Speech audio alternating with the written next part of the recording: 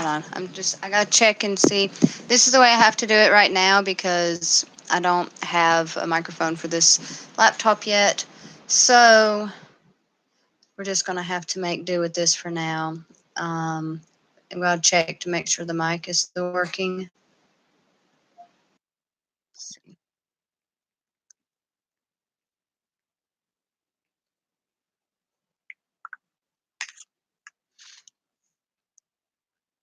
If you can hear me right now, could you please leave a comment letting me know if you can hear me? Okay. All right, good. So, um, this is this live is for anyone who wants to call in and share their stories, or just want to discuss various CPS related topics. It might be called something else in your area, but you all know who I'm talking about, Child Protective Services. Um, so, again, I'm going to write the number for you guys in chat. In case you don't have the number, if you want to call in and share your stories. Or, like I said, if you have any other questions or anything else you would like to share. Other than that, I guess I'll just be here talking about some different things. One of the things that kind of bothered me this week is a friend of mine, or not, probably an acquaintance, I would say, someone that I'm getting to know. They I ended up sharing with them. I didn't share with them my story, but I shared with them my channel, and they didn't really respond like negatively towards me, but they were just kind of like, oh, mentioned that they had some friends that worked for CPS, and that for most of the part, it seems like they are, doing their best to try to help people and have the best intentions, and I still haven't replied to them because I'm not really sure how to address that, because, I mean, it's possible that it's true in the case of their friends, but that's and throughout the country, and it's certainly not the case in the town that I'm living in. Um, like pretty much here, the way it is the court system they put you in, the family court system. It's a kangaroo courtroom. It's like everyone is just there playing a role and like pretending to act out certain parts, but before they go in there, they already know what they're going to do. Um, like I know in my case, whenever I went to court, my attorney, my children's father attorney, the CPS attorney, and whoever the other guy is, I don't even know what he is, some kind of DA, I guess, family court DA, and the judge and the CPS workers, and even the couple of times that the foster parents came, they were all just like in there just laughing and cutting up together, having a good time. And then when they decided to start, then it's like, okay, places, everyone, places. And like they were just rehearsing a play or something. It was like none of it was even real. And I think part of the reason why they do that is because I think, for one, it makes the victim, the parent, think that this actually is legit and real. Um, and for those of us who pick up on the falsehood of the whole thing, it's set up to kind of like confuse and bewilder the victims, so that you kind of already feel like you're losing when you realize that it's all fake and all set up. It's like, whereas the other parents, maybe they don't even realize that it's fake. So it serves both purposes, either to lull the victim into thinking they actually have a chance of winning, and knowing that that's not going to happen. So they'll think that they lost fair and square. And then On the other hand, if you're smart enough to know better and to pick up on that, this is all basically kind of like a wrestling match, in WWE or something, that everyone already has decided who is going to win custody of the child before it's even went to court. And for that, it's kind of like the effects that word salad from a narcissist when you're in a dispute with them does to a victim. It confuses, bewilders, upsets, and causes a whole array of and confusing because you no longer understand what is going on, and it's just very disheartening. Um, Another thing, so pretty much, what's going to be happening right now is I'm only going to be live until 9 o'clock, so for like an hour, unless people start calling in. So if people start calling in before then and are still calling in, close to the cutoff time, we will keep going until nobody wants to call in anymore. Um, but otherwise, it's pretty much just going to be me talking to you guys for the next hour. But again, feel free to call and share your story. I have the app up right now. So it's the lines are open, you guys. So if you want to call and share your story, or if you have any questions, feel free to do so at this time. And again, I'm sorry about this setup. Next month, sometime in the next month, my boyfriend who lives in the UK, in England, he's going to bring me a microphone. So this whole setup will be a bit better, and hopefully everyone will be able to hear me a bit better too, because I haven't tried using this microphone until now for this. This is my PlayStation microphone, for those of you that don't know. The other part of that is I've heard a lot of people in both law enforcement and in CPS say that they don't have a quota that they have to meet for state funding.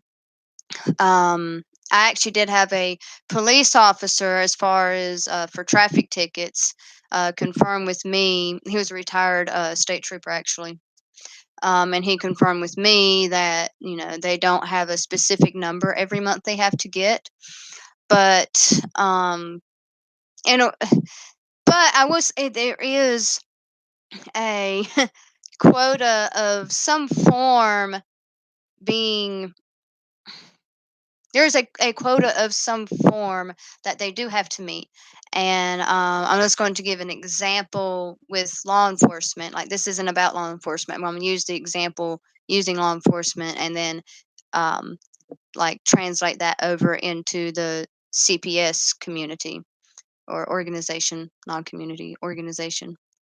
So, in law enforcement, if they only made one arrest per day, let alone one arrest per week, do you think that they would need as many police officers as they do? Let alone if they only had to arrest somebody once a month. It's like, I mean, you're talking about going back to uh, the good old days where you had like two police officers in a town. You had a sheriff and a deputy, um, like on Andy Griffin. And so, really, there is a quota, because if in order for there to be that many police officers, there has to be shown that there is a need for that many police officers. And again, this has not anything with me being against police officers, or even saying that they don't need to make the arrest that they do. That's not what I'm saying, but I'm just giving them as an example so you can see what I'm saying with CPS. Um, because CPS has a similar quota too. It's just with police, they have state funding and everything, and For them, it's giving out tickets and arrest. If you didn't have that many people breaking the law, and then there wouldn't be that much of a need for police officers. Um, so you wouldn't need 10 police officers per station. You would need like one or two. But so what I'm saying is that the higher the demand is, then the supply has to increase to meet that demand. So, like with CPS, what happens is they do receive state funding based on how many children are in foster homes and how many children are under investigation. Like as soon as you're under investigation, they receive, you know, state funding if they remove the child. It's like it doesn't matter if the child is then returned. They have received state funding for every child that they have removed from the home. And I do believe I'll have to look at my records, but I think they do receive more like the longer time goes on.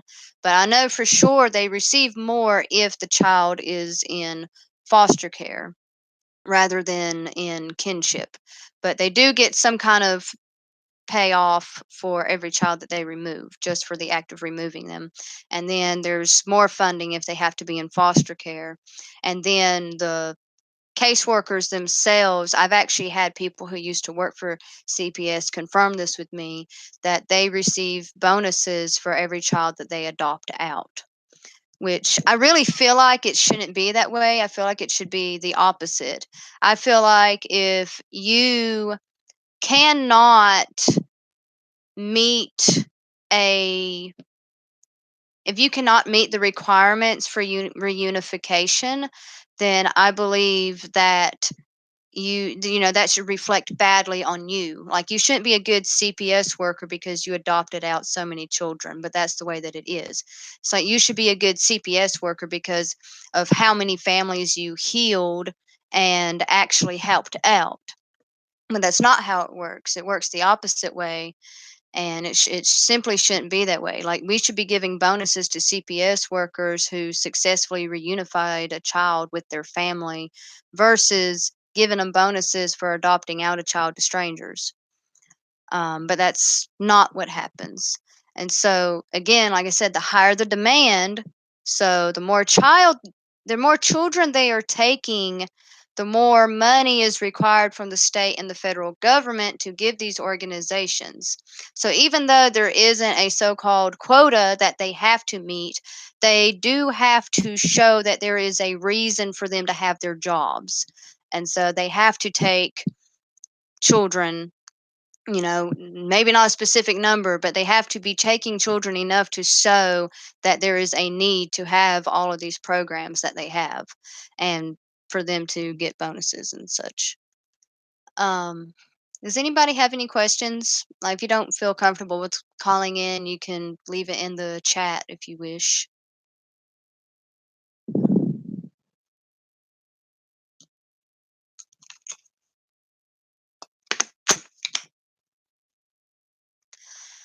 And again, this has been confirmed with me by several people who used to work for a CPS department. Most of the people who have the right intention when they go into CPS do not last long. They either don't last long or they get brainwashed and conform to the system. Um, it's just a really sad thing to see. But the ones who don't conform, they end up leaving because it's just too heartbreaking. Like most of the reports, I don't know if any of you know this, but the reports actually are not written by the person who's investigating you. So like the person who does the home visit, they write down something, right? But then when that gets submitted, a whole other ghostwriter types up something, which is why a lot of times you'll see the report that was given after the person left, whenever you finally receive that at the end of your case. it's like you'll see that what they wrote was totally different from what the caseworker actually wrote. And so a lot of times it's not even the caseworker, which if you have a bad caseworker, I mean, that's bad enough. But even if you have a good caseworker, the way it gets written up, they change it into something totally different than what the person even wrote. So, like for example, say, like with my case, I probably shouldn't be using personal references, but I will anyway. But in my case, my mother expressed, concern not about me, but she did express concern about the situation and everything, and like with me not being allowed to be in the home and all of that. And so because she was expressing a type of concern, they reworded it to that she said that she was concerned about me being left alone with the children, when that's not what she had said at all. She had actually said that she did not feel comfortable with CPS being involved with, if for me to be staying at the house, that she had no issue with me being around my children and staying at the house, but she didn't feel comfortable with CPS's involvement. And so you see, they made it sound like it was the complete opposite of what it actually was. She didn't say she was concerned about me. She was actually saying she was concerned about what CPS would do. And so instead, they reworded it to that she was concerned about me. And that's not what happened at all. Which, a lot of people um, probably do have family members that are against them. I know the rest of my family that I know of, have been against me, um, and my mother. So I'm sure that can happen too. There's another lady I talked to who her mother is legally kidnapping her children somehow. And I've heard that situation a lot. So I know that it can happen. And it has happened to other people in my family as well, where their own mother actually band together with other family members to take their child, which is actually pretty common in families that suffer from mental illnesses and narcissistic abuse. A lot of times, the person who that abuse was taken out on is the person who gets targeted for their child to be taking or to be criminalized, in some cases. Like, I know some friends of mine, it wasn't so much that their children were taken, because they got away from their family before them. But in their younger years, their family would constantly take out charges on them because they're trying to scapegoat them and make them out to be the evil that they actually are. So it's really deep stuff, and full of sociopaths and narcissists, for lack of a better term. And when I say narcissist, I don't mean someone who is clearly, obviously arrogant and conceited. That can be the case. There's different types of the narcissistic personality disorder spectrum, and there are some who they are overtly, obviously arrogant. And then there's other ones who they're insecure narcissists, where they don't feel comfortable showing their entitlement and their grandiose thoughts of themselves.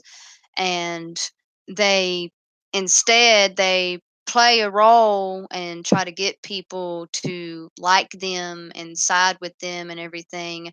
And then they triangulate people, where they turn everyone else against each other, while they're the one receiving all of the good relationships from each of these parties.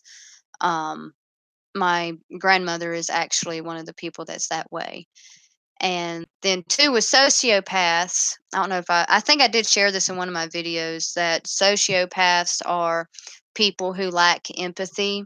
And for some of the situations that these CPS workers put children into, let alone put children back into. And that's the problem, is that they're taking the wrong kids, and probably one of the reasons why that is because it's more profitable because they want their ultimate goal is adoption. Like, yes, they have to have some kids in foster care, so those programs keep going, but the social worker benefits the most from adoptions.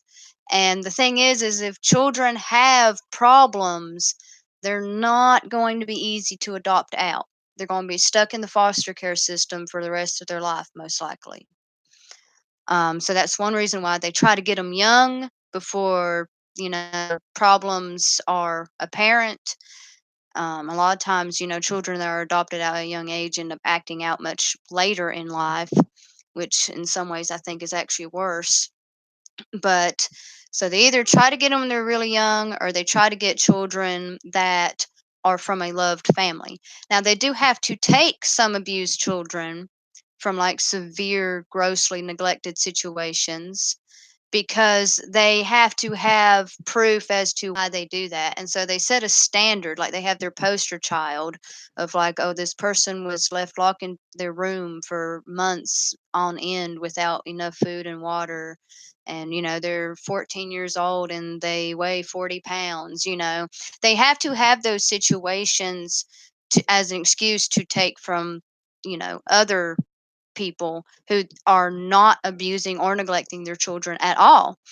And that's a part of, again, it ties back into the narcissism. That's a form of triangulation because they give you this image, this example, and they're like, yeah, this is what these are the situations we're here to prevent. And then they go and take people's children who are not doing those things, but then the victim feels isolated, like they're isolated from society because you can't speak up and say, yeah, they took my child, because for one, they're an authoritarian figure, and we are taught as a society to not question authorities, and that pretty much the government knows best, that they're given this power and this responsibility because they've earned it and deserved it and somehow aren't able to be corrupted. And so people usually turn a blind eye to those who, do express, hey, this is what happened to me. And most people don't feel comfortable expressing that because usually, like, ignored is the best response you get, typically. And otherwise, the majority of the responses that I have gotten, unless it was someone who actually went through it themselves, was someone you know, just slurring like curse words and insults and name calling. And it's like, you don't even know anything about me. All you know is that I lost my child. It's like, what if someone's child died of cancer? You're going to go up to them and say, oh, it wasn't because you were a good enough Christian. You didn't go to church enough. That's why your child's dead. I mean, seriously, like re victimizing the victim. It's bad enough to have to go through something so traumatic and heartbreaking without having the entire world attack you on top of what happened. They label parents to be monsters, and that's a tragedy. So, what my goal is, what I want to do is get the laws changed. For one, we have to protect our disabled community because there are no rights. When I went to go to the US Supreme Court, because they used me being on disability and like my back with having scoliosis of all things, they used that to take my kid from me. And I'm like, this can't be right. You would just think that disabled people have rights, to parent their child, and that you can't use a disability, especially a physical one, as a reason to take someone's child. And yet I went through all of the federal laws that I could find on this, and I'm like, I'm not finding anything that protects, people's rights when they're disabled. In fact, I found laws that stated the opposite, saying that CPS can use a disability of any kind. Meaning, if you have bipolar, they can say that's a disability. that you have a mental illness, so you are not mentally competent enough to take care of your child. And boom, child's gone, you know. And I imagine if you had the money to spend hundreds of, well, probably not hundreds of thousands, but tens of thousands of dollars on an attorney, you might be able to fight something like that. But most people, for one, people that are on disability don't have that kind of money. And so they're targeting poor people and the disabled community. That's who they're targeting the most. But I have heard, like the senator, what was her name? Shirley Randleman, North Carolina legislator. I was talking to her for a while about this, and she said that she actually had a friend. Now you're thinking, this is a senator, right? So she, if she is talking about someone that's a friend, this has to be someone upper middle class at least, someone who's got money.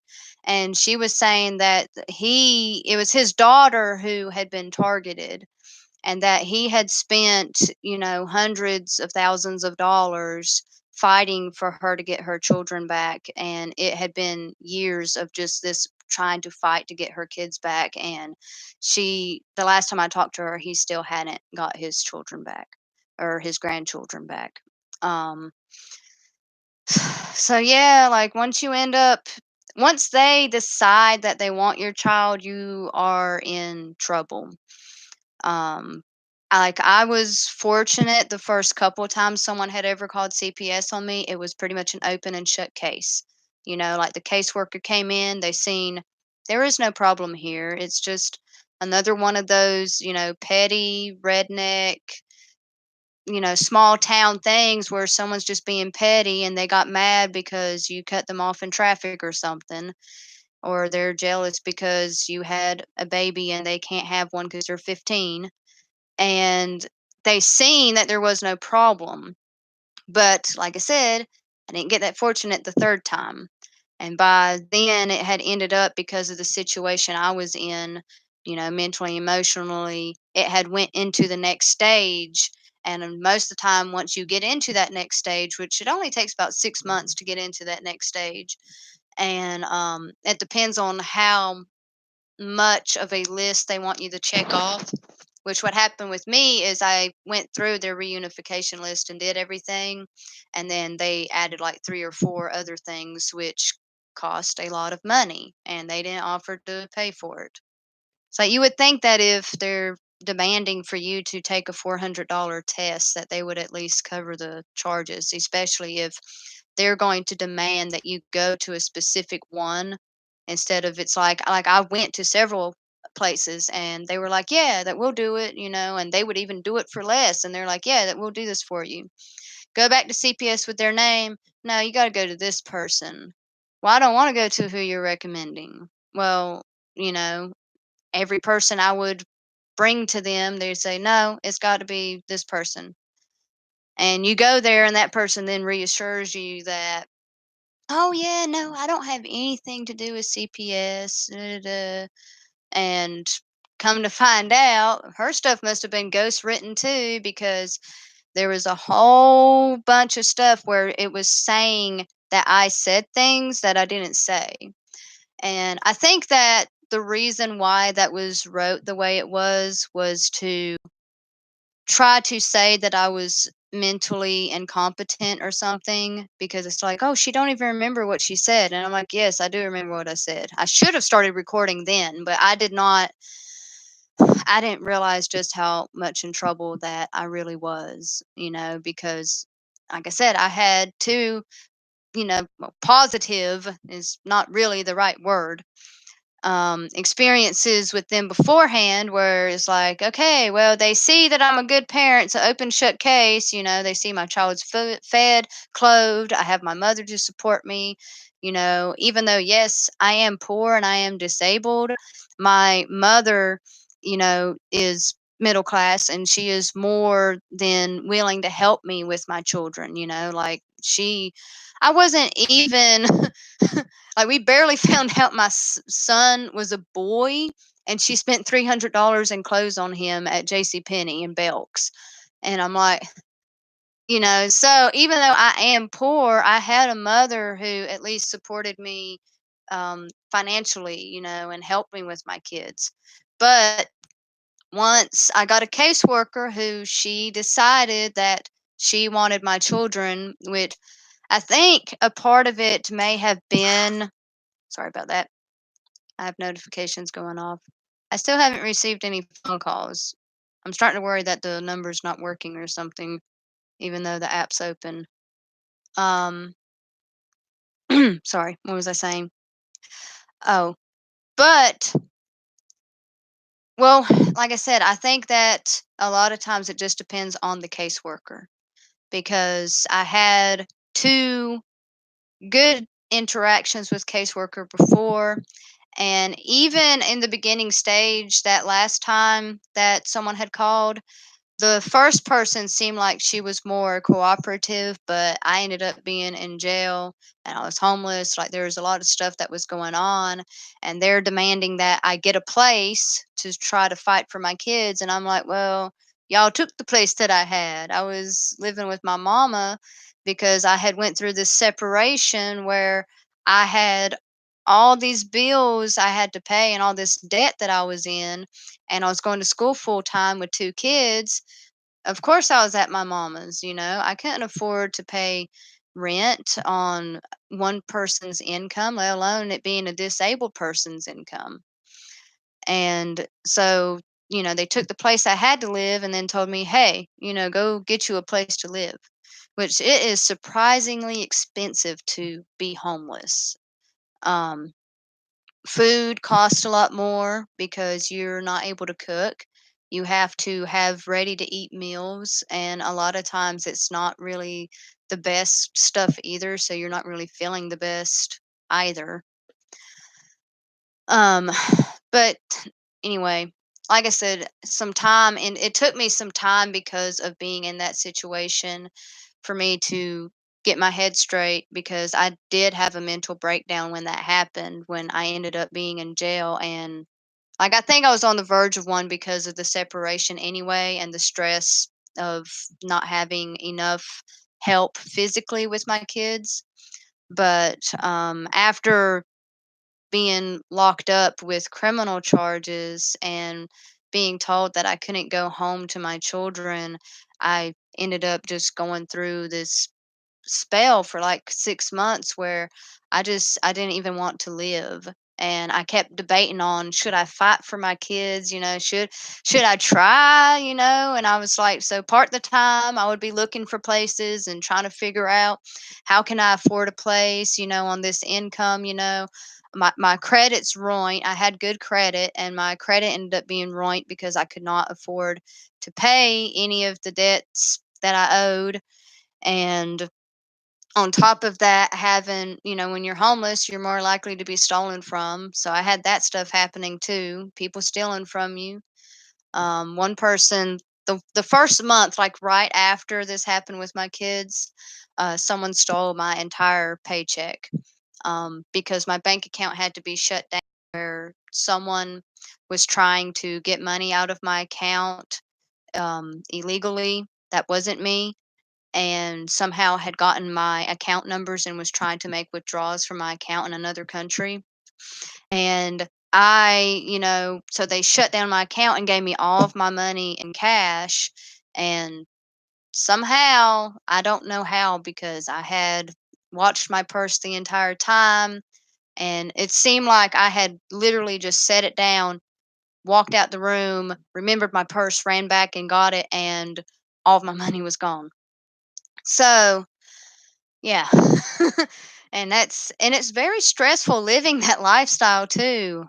I don't know how we ended up talking about this. I'm just trying to talk and keep the chat going for the next I've been on for 35 minutes, so for the next 25 minutes, I'm trying to find some things to talk about with y'all and share with y'all until somebody wants to call in. Which, like I said, even if you guys don't feel comfortable calling in tonight, that's fine. I'm still going to do this every week, and eventually people will start calling in and sharing their story. Again, if you have a differing opinion, feel free to call and share that as well. Just, don't harass, don't name call, like don't be hostile and threatening because I will not tolerate that.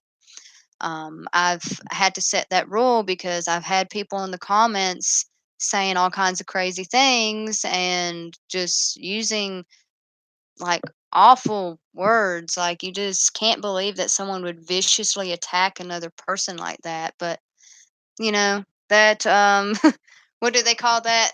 That keyboard hero energy or whatever. um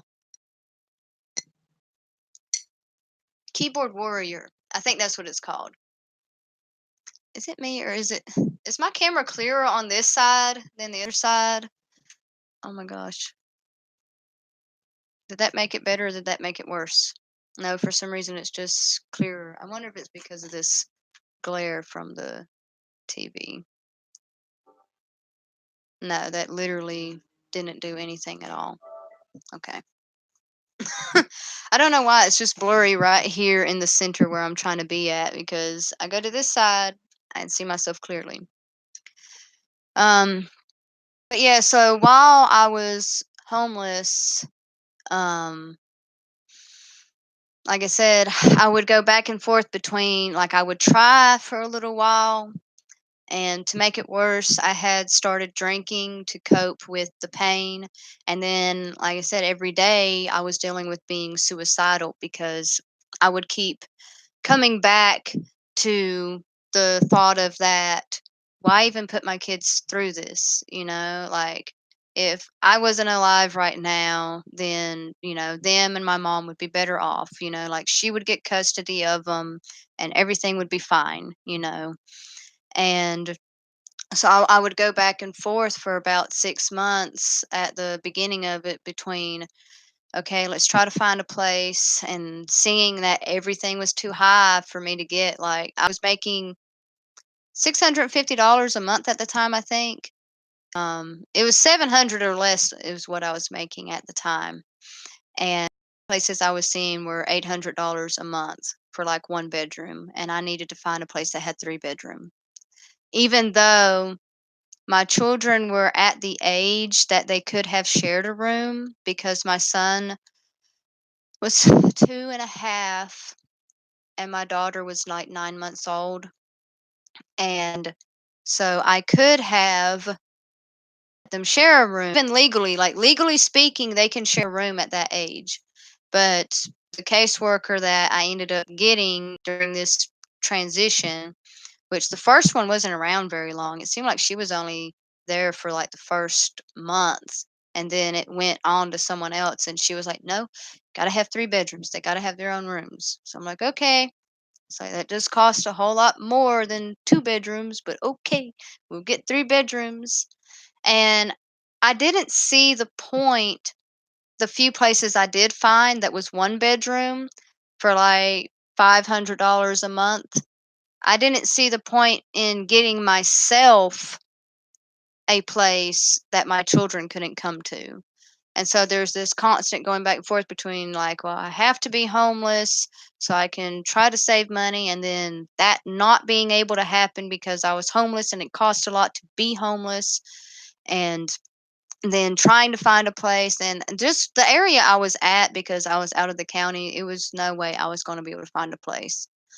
And so I ended up finally getting out of that, of being suicidal and just ready to just give up because I really just thought that my children were better off without me because, then like I said, my mom would get custody and there would not be any more fight.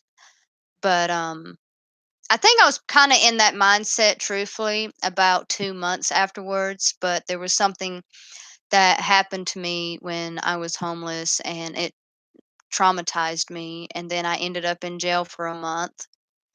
And due to the same charges, due to missing a court date for those charges, um, which I actually didn't miss the court date. I know this sounds weird. but I didn't miss the court date because I knew exactly when the court date was. But I guess what happened is that the DA was going to have to not be in court or whatever. Like somebody couldn't be there that day. And so they ended up moving it back a week. Like they don't normally do that. They normally would push it forward a week or two. But instead they moved it back a week. And so I ended up being late. And so they locked me up because, I was homeless. I didn't have any notice if they even sent one. And most of the time when they change the court dates on you, they don't even tell you when they changed them. Um, so I ended up being locked up for failure to appear. I got out 27 days later. And so by that point, and that happened right after the traumatizing event that happened in Boone when I was homeless, which I may have mentioned on here before, but it feels weird talking about that live. So that whole thing just ended up compiling back into just feeling so horrible because then I was coping with that trauma on top of things. So I went through being out of sorts for a couple more months. And then what ended up snapping me out of it, a couple things happened. One is that winter started coming around. And so the homeless shelter that was up there ended up allowing me to have a room or a bed. They have to let you have a bed if it's so cold up there. So, thanks to a blizzard coming in on Halloween, I was able to get a place of security where I was off the streets. I was not outside anymore, and I was able to stay in a place and talk to different people there about my situation. And they helped me find some parenting classes that were up there, which was one of the requirements. And so I was able to start doing parenting classes. And the place also, had to pass a breathalyzer test every day when you came in. And so I wasn't able to drink, and I really didn't want to. The main reason why I had started drinking was to kill myself, um, which I know that sounds bad.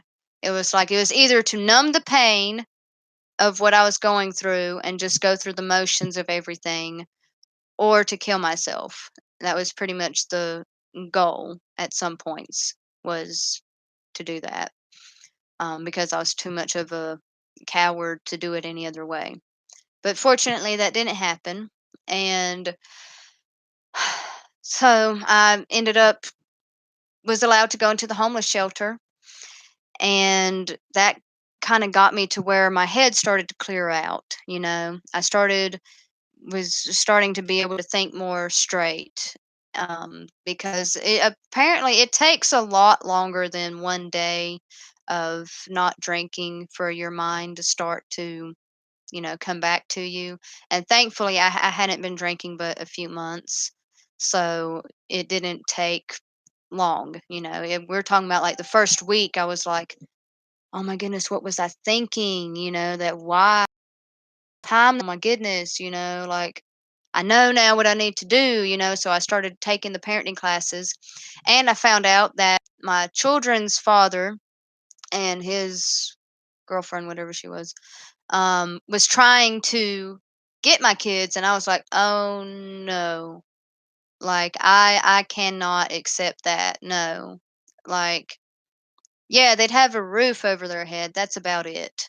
And for them to go to that situation that they were in and seeing the way they fought and stuff too, it's like, no, I will not allow my children to grow up in a place where they might be abused or witness domestic violence. No, that is not going to happen. Like I haven't come this far for my children to end up in the very thing I was trying to protect them from. So that kind of lit a fire underneath me, and so I went through, and within 6 months I had everything done. I moved back to Wilkes, and I was in the process of getting a place when they took my kids from my mama's. And they took my kids from my mama's because they were reporting that I was back in Wilkes, therefore, oh, she must be staying at her mama's, when I actually had a tent. And for most of the part I stayed at my best friend Dwight. You might hear about him sometimes.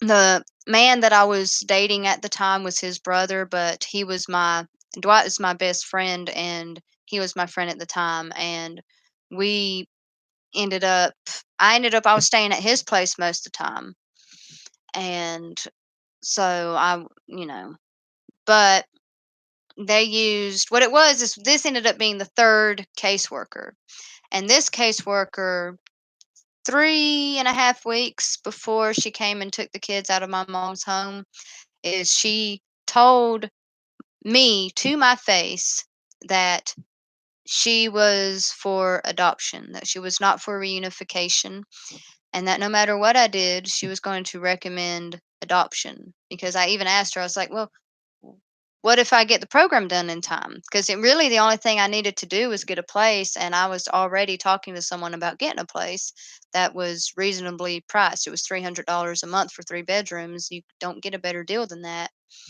And so this was like 2015.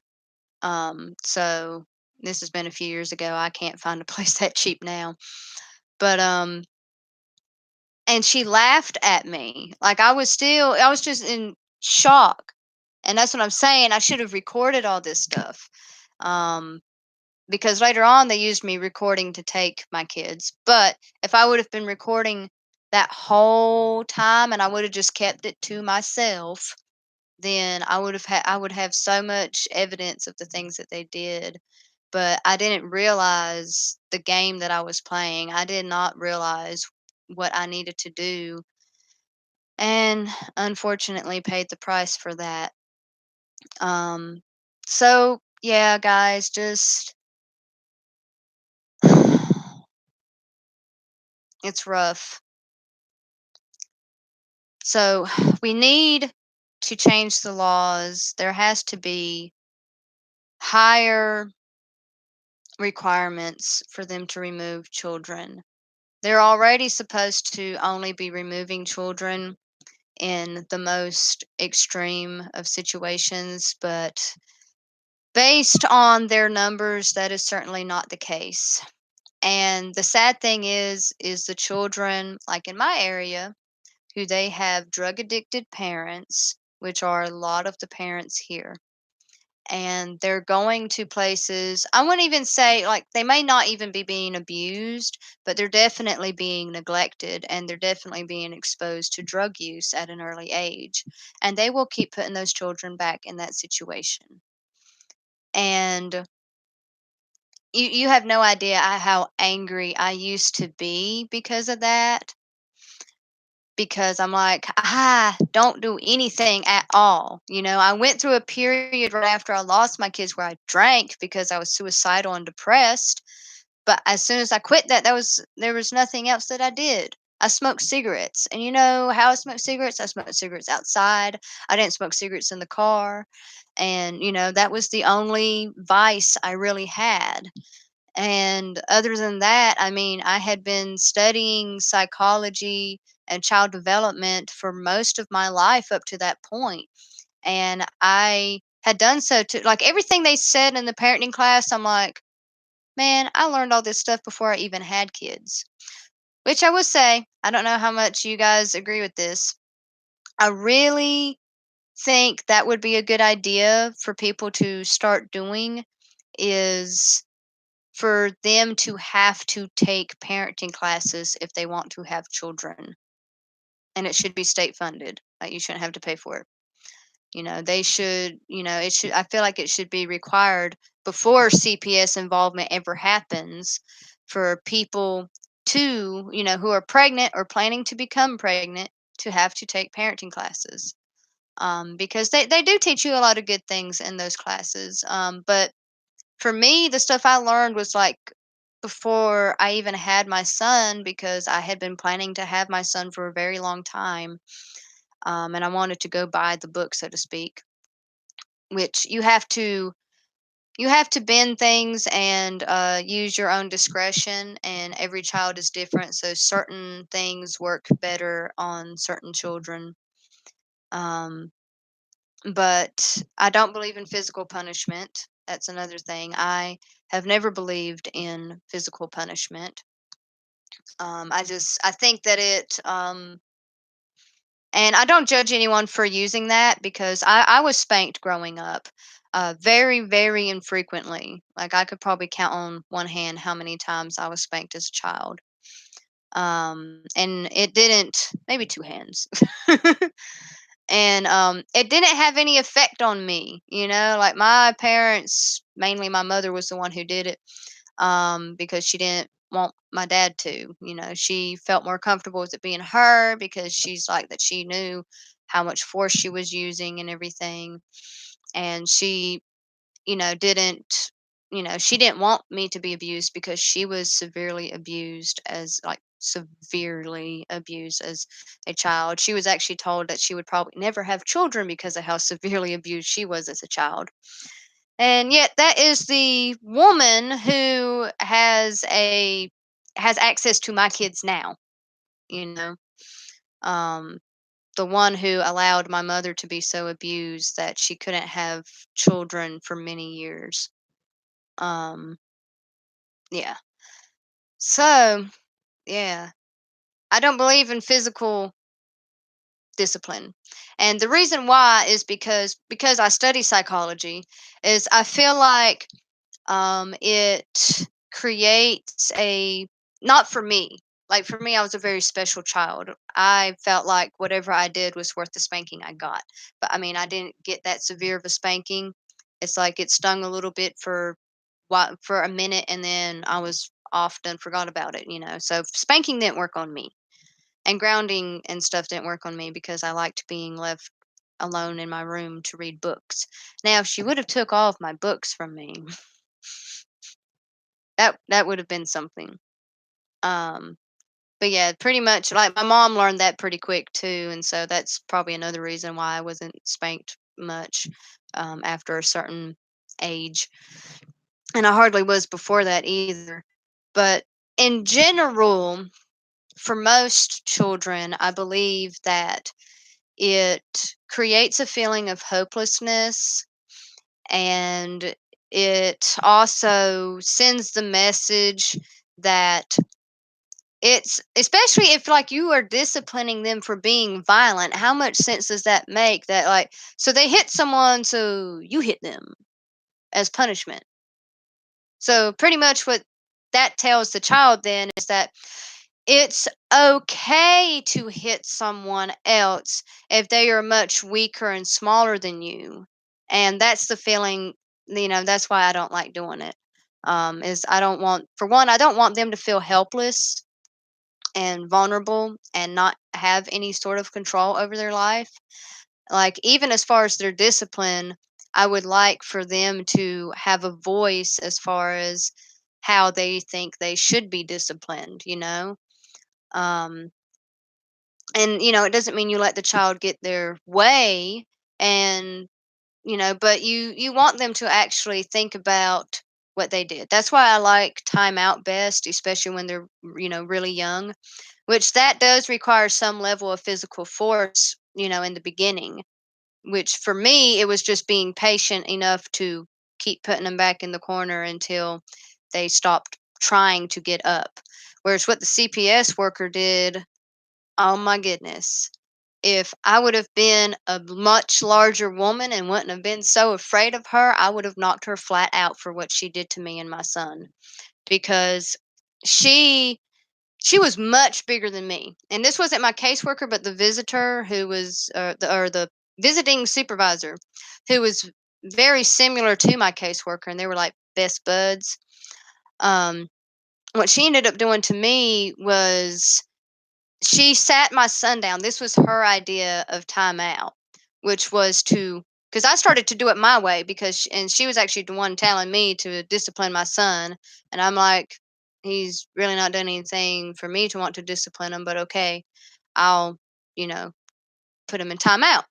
So I went to put him in timeout like I do, and of course it's a new environment, so he got right back up. It's like at home he knew to stay, where I put him, but there hadn't been a timeout area established yet, and so all it would have took if she would have stayed the hell out of it is a few tries of me doing that, and I know he would have remembered, oh, This is what we're doing is timeout. I already know she ain't going to give up until I sit here for like 2 minutes. And so that's what I proceeded to do. He stood back up, I put him back. He stood back up, I put him back. This woman interferes between me and my child, gets between me and my child, forces him to sit down, forces me to sit down next to him, like physically pushes me down next to him. And then, like, my child was, hold on, I have a stuffed animal. I'll use you as an example to play the child. Ugh. I probably could actually use an actual child size child, but we're not going to do that right now. So we're going to use my little dog here. Okay. So this is what this woman ended up doing. Hold on. Can we angle this down some? Okay. So I was on this side of my child and she was on this side. She had her arm wrapped around me and grabbing my arms, like she was squeezing them so hard that they actually left marks in my forearms. She was squeezing my arms so hard and had me put my hands on my child's lap and press all of my weight plus her weight down on his lap and pin him to the couch for like, I don't even know, it seemed like forever to me because he was crying. I'm telling him I'm sorry because I'm not wanting to do this. I was about to start crying because it's like it's bad enough that she was doing that to him, but she was forcing me to do it to him. And there's so many things that I wish I could do over just because I worry about things like that and that my son might actually remember some of those moments, and maybe he would feel like I didn't do enough to stop it. But I just felt so powerless. I didn't feel like I could do anything. I felt like if I said anything or refused, let alone if I would have acted out physically against her, that, there would be charges placed on me and that I would lose my kids. And I was trying to do everything I could to not lose my kids. That's actually why I ended up pleading to some charges I shouldn't have pled to, because they did drop the child neglect charge because I had proof that that wasn't the case. Why the case even continued after that, I do not know once it was dropped in criminal court. But I, because they dropped that, I ended up pleading to one of the charges because they were threatening me with time, and I'm like, I don't have time to be doing time. I've got to be fighting for custody of my kids. I just did a month in jail. So there's a lot of things I wish I would have done differently. Documenting and recording everything from the very beginning is definitely one of those things.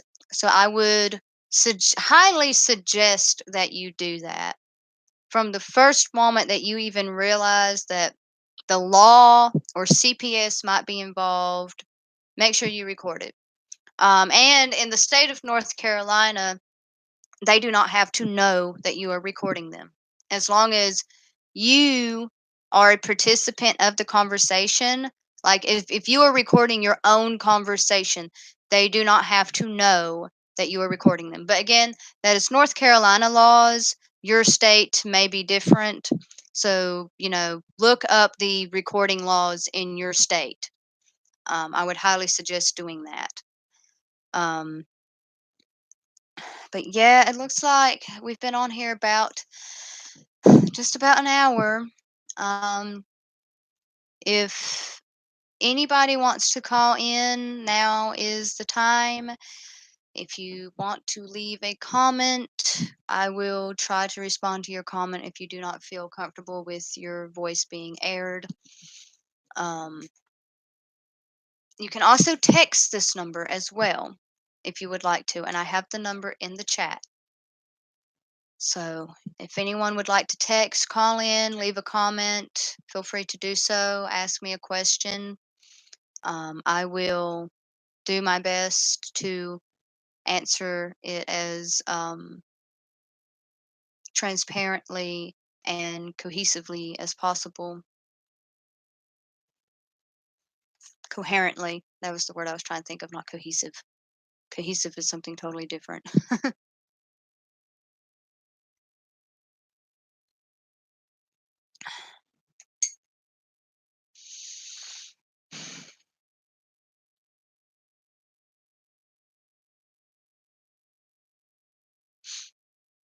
I'm going to give y'all about 5 minutes to, just in case anybody wants to ask any questions before I wrap up the live, because we are at an hour and 35 seconds. So if anyone wants to send a text, phone call, or write it in the comments or in the live chat.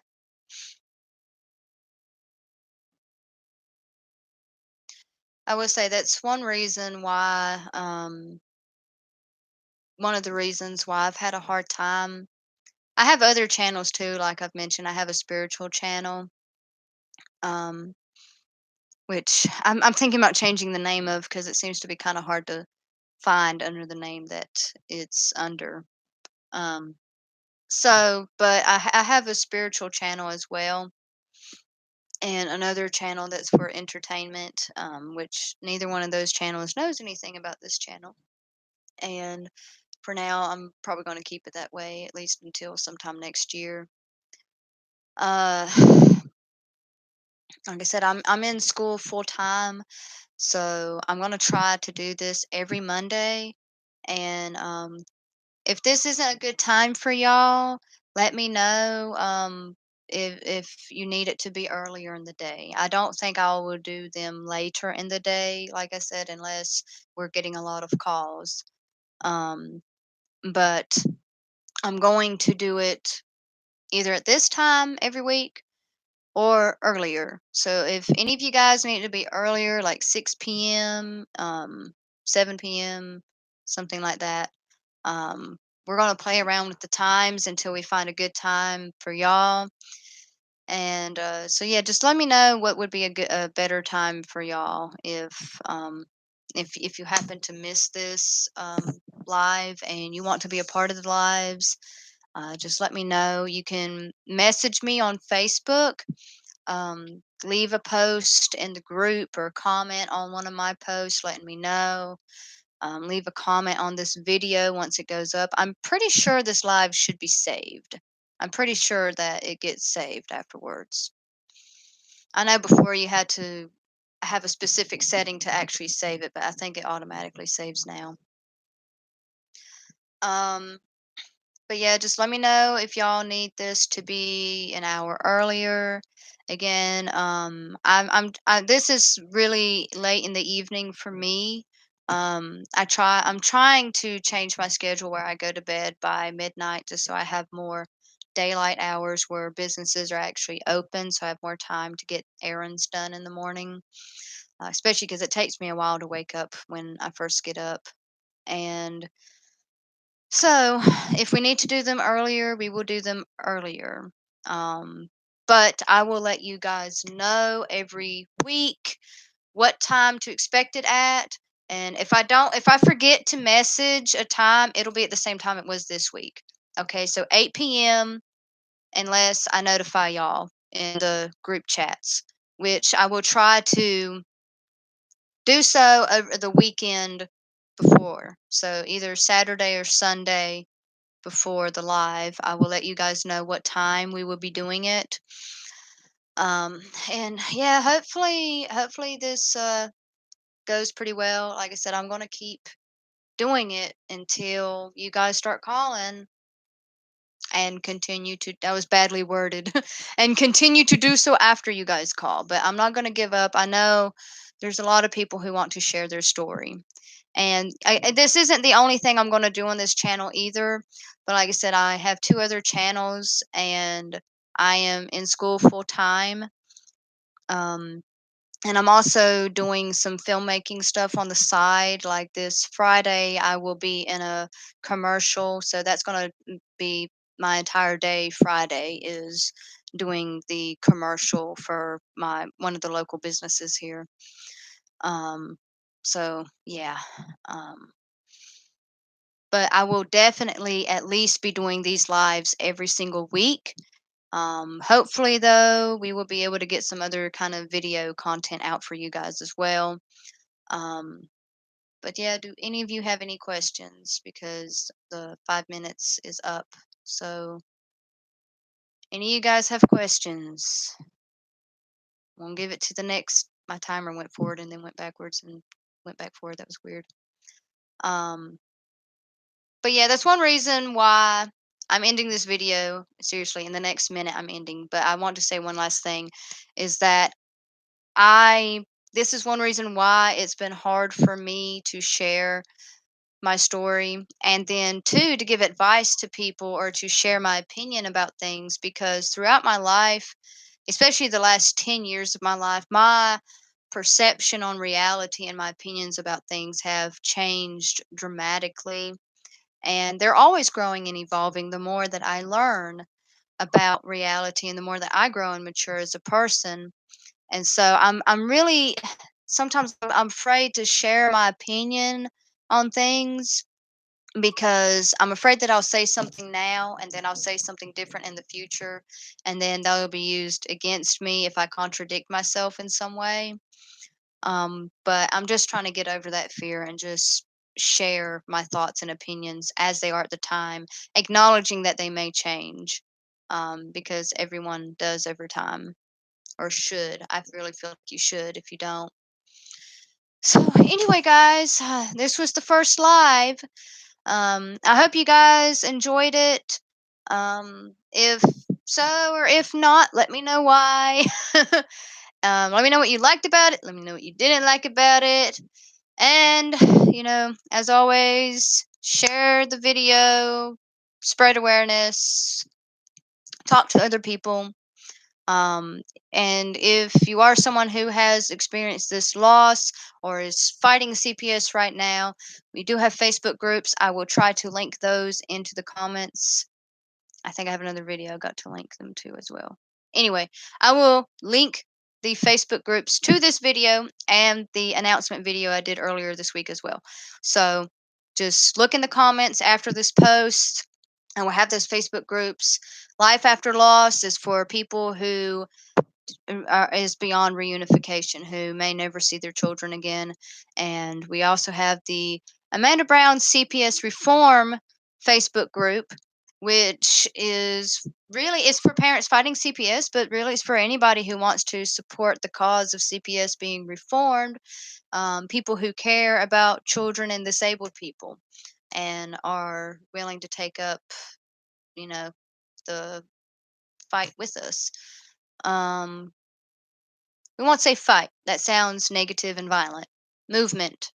Whoever wants to join our movement to reform CPS and reform family court laws in our country, and to fight to make a movement for disabled people's rights, because you seriously need disabled people to have rights to parent their children. I will talk more about that next week. I'm going to get wound up again.